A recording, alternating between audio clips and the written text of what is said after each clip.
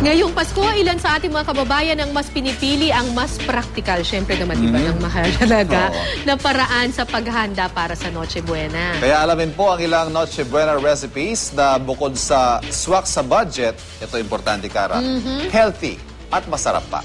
May news to go si Lee Alves. Hamon, queso de bola, lechon.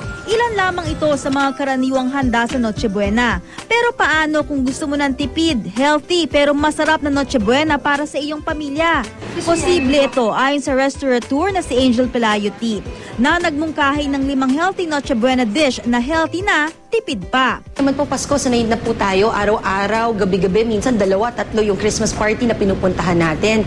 So pagdating ng Noche Buena, siguro maganda rin, nakakaiba yung kinakain natin, mas healthy, mas fresh. Ang ating Noche Buena menu, grilled vegetable with melted cheese sandwich, puttanesca pasta with tinapa, pan-roasted chicken, pineapple fried rice, at dessert na crispy banana ball. Akalain nyo bang ang halaga ng mga ito ay humigit kumulang 100 pesos lang at good for 2 to 3 persons na?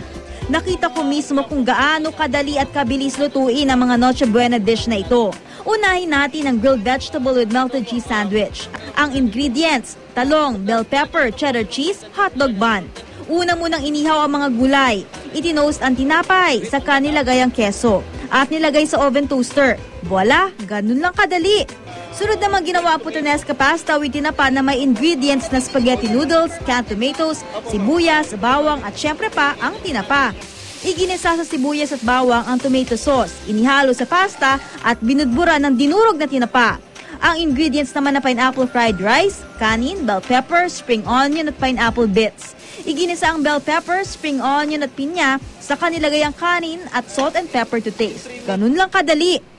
Ang pan roast chicken din napakadali lang gawin. Pinahiran lang ito ng asin at paminta at iprinito sa butter. At last but not the least, ang dessert na crispy banana ball.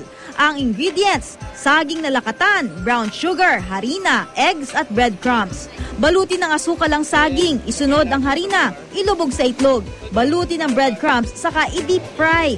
Wala pang 30 minuto, natapos na ni Chef Alex ang 5 Noche Buena dish. Easy to prepare lang naman itong natin na to. Ano lang na at least kakaiba naman. Ang Noche Buena menu na ito, isa lamang sa mga halimbawa ng pwede niyong ihanda sa Noche Buena. Mura, masarap at healthy pa. Naipakita po natin na sa 100 piso, kaya ho nating magkaroon ng isang espesyal na handa. Gamit po yung mga simpleng ingredients na nabibili po natin, maaring sa sari-sari store, sa pinakamalapit na pamilihan.